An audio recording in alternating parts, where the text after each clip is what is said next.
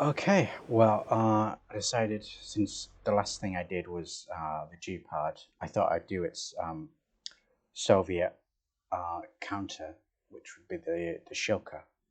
So here we are. Sort of similar era. Um, Obviously, the Shilka came out in the 60s. The G-Pod, I think, was in development in the 60s. Maybe not. Maybe I'm misremembering.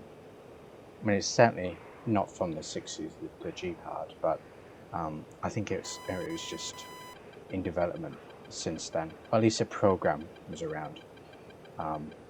So what I'm trying to say is they have basically identical roles, to escort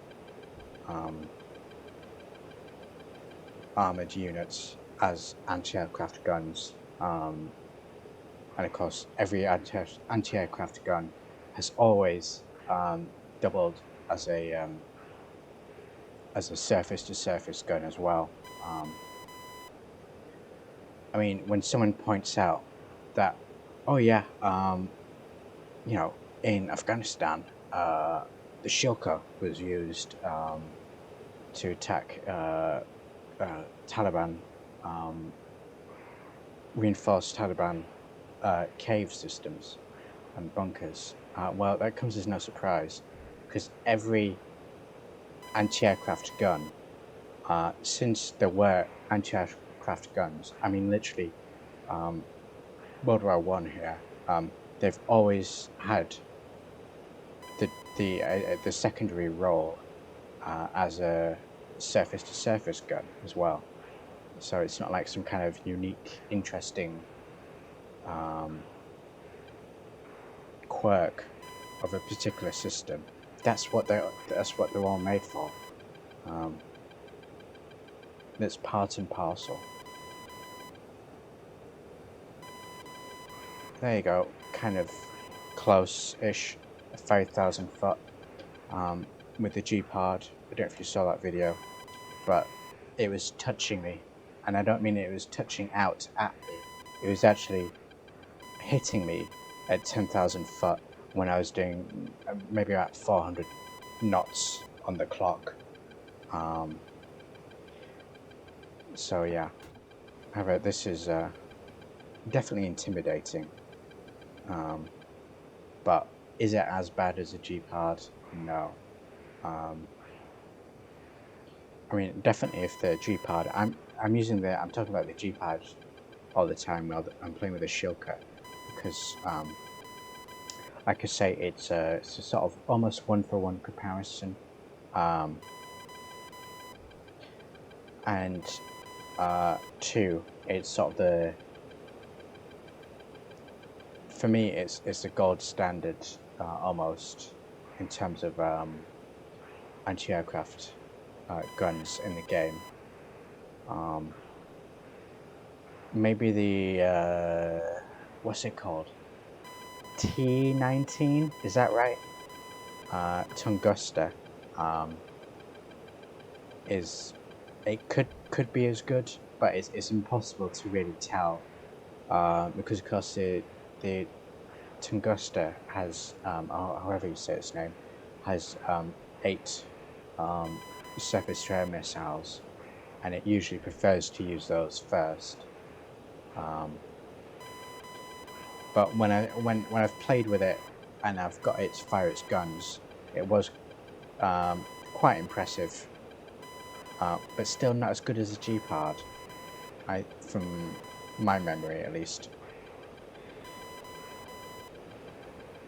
See, I'm getting buzzed and beeped, but they're just not firing on me as consistently, as accurately as the G-Pod.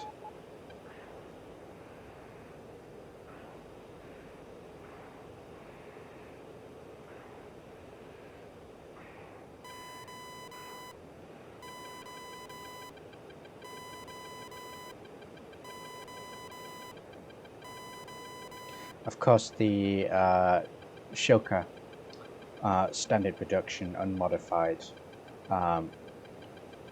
uses a electromechanical computer. I'm sure you all know this. It can be cued optically using a gun sight for ground to ground or ground to air, and of course it has a radar as well.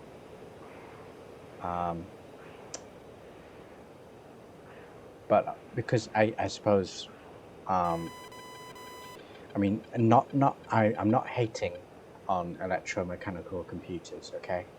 So don't worry, World War II bros.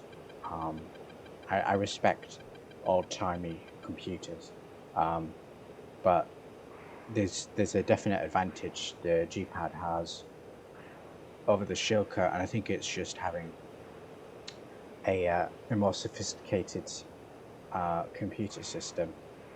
Obviously the G-Pad, I should have said this in the G-Pad video. I mean, I've been going about the G-Pad for so long in this video.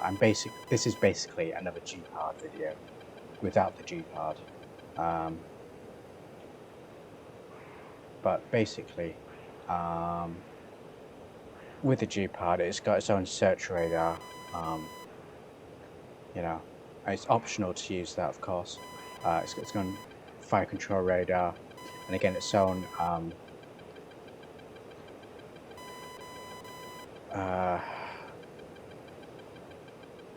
gun sight as well, and also, not only that, it can do range finding optically as well.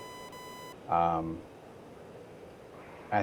can't remember if it's using a kilometer sight or a coincidence sight, but I mean the difference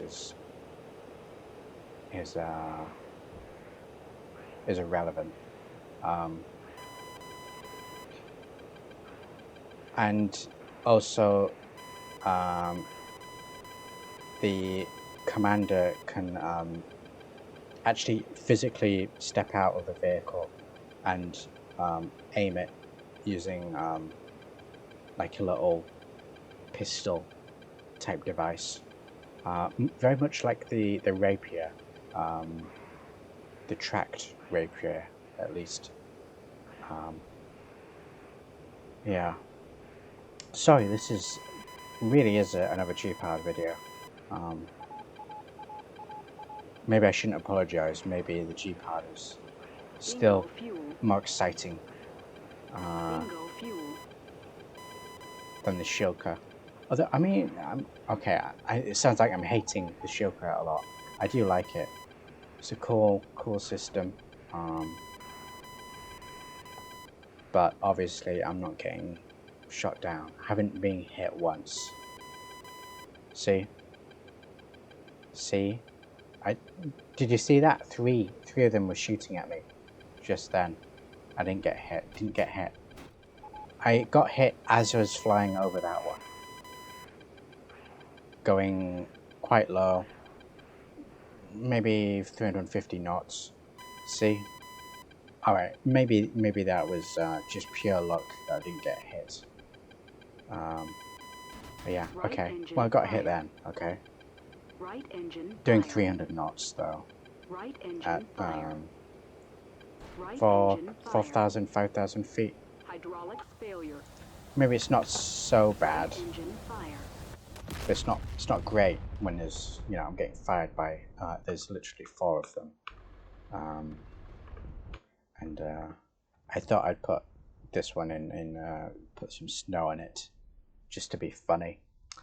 Hopefully you laughed. Well, yeah, so thanks for watching another video about the G-Pad.